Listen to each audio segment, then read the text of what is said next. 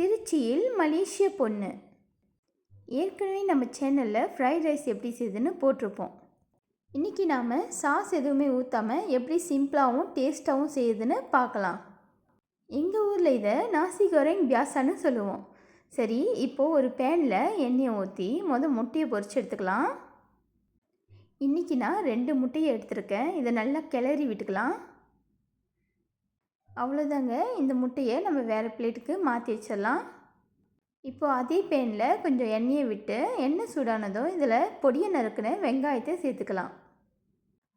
பாருங்கள், வெங்காயம் நல்லா செவந்துச்சு. இந்த ஸ்டேஜில் நம்ம பச்சை மிளகாவையும் ஆட் பண்ணிக்கலாம்.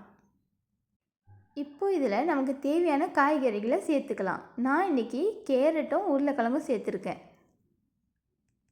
இதில் முட்டைகோசு, பீன்ஸ் இப்படி எது வேணாலும் சேர்த்துக்கலாம். இப்போது இது கூடவே பொடியை நறுக்குன தக்காளியை ஆட் பண்ணிக்கலாம். நல்லா கிளறி விட்டு இதை ஒரு மூடி போட்டு வேக வச்சுக்கலாம்.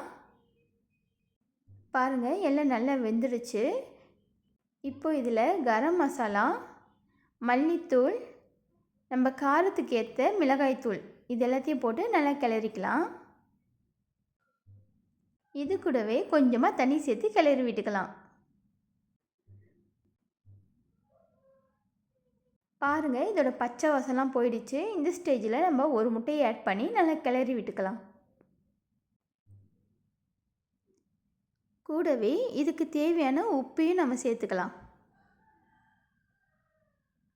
உப்பு ரொம்ப சேர்க்க அவசியம் இல்லைங்க, ஏன்னா நம்ம ஏற்கனவே சாதத்தில் உப்பு போட்டிருப்போம்.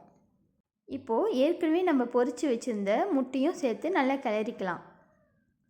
நான் இன்றைக்கி 4 பேர் சாப்பிட்றதுக்கான சாதம் எடுத்திருக்கேன். இதை நல்லா சேர்த்து கிளறி எடுத்துக்கலாம். நம்மளோட சிம்பிளான ஃப்ரைட் ரைஸ் ரெடி ஆயிடுச்சு. மறக்காமல் சேனலை சப்ஸ்கிரைப் பண்ணிவிடுங்க.